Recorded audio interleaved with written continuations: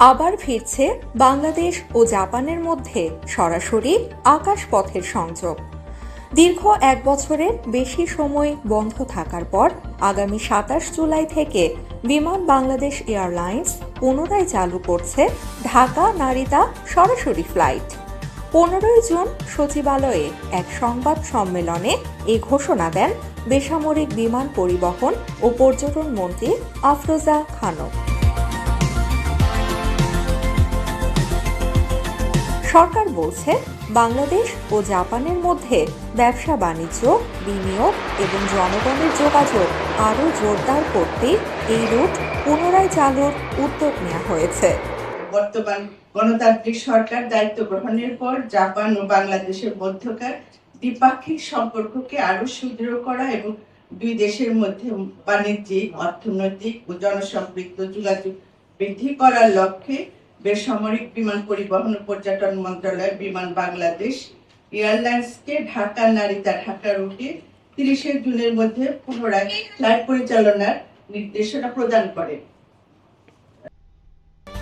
তবে সরকার আগে 30 জুনের মধ্যে ফ্লাইট চালুর নির্দেশনা দিলেও তা সম্ভব হয়নি, কারণ জাপানের বেসামরিক বিমান চলাচল কর্তৃপক্ষ বিমানের নিরাপত্তা ও পরিচালন সক্ষমতা নিয়ে একটি বিশেষ অডিটের শর্ত দেয়।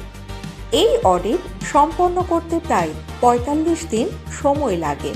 ফলে পূর্ব ঘোষিত সময়সূচি পরিবর্তন করে নতুন করে 27 জুলাই থেকে ফ্লাইট চালুর সিদ্ধান্ত নেওয়া হয়।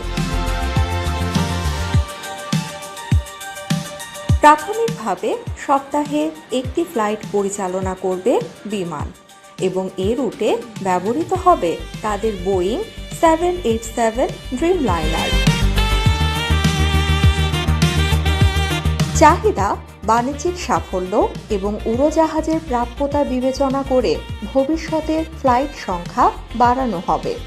বর্তমানে জাপানে বসবাস করছেন 40,000-এরও বেশি বাংলাদেশি শিক্ষার্থী ও কর্মী, যাদের জন্য সরাসরি ফ্লাইটের এই প্রত্যাবর্তন বড় স্বস্তির খবর হিসেবে দেখা হচ্ছে।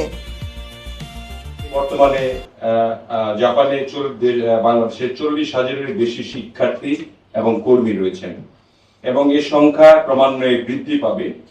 আমরা যখন ফ্লাইটের ব্যাপারে ঘোষণা দিই তখন জাপানে বসবাসরত বাংলাদেশিরা উচ্ছ্বাস করেছে যে বাংলাদেশের প্লেন আসছে।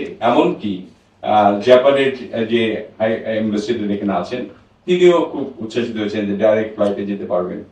তো উল্লেখ্য, ঢাকা-নারিতা রুটটি প্রথম চালু হয়েছিল 2023 সালের সেপ্টেম্বর মাসে, কিন্তু 2025 সালের 1 জুলাই বাণিজ্যিক কার্যকারিতা, উড়োজাহাজ সংকট এবং পরিচালন ব্যয়ের কারণ দেখিয়ে রুটটি বন্ধ করে দেয়া হয়।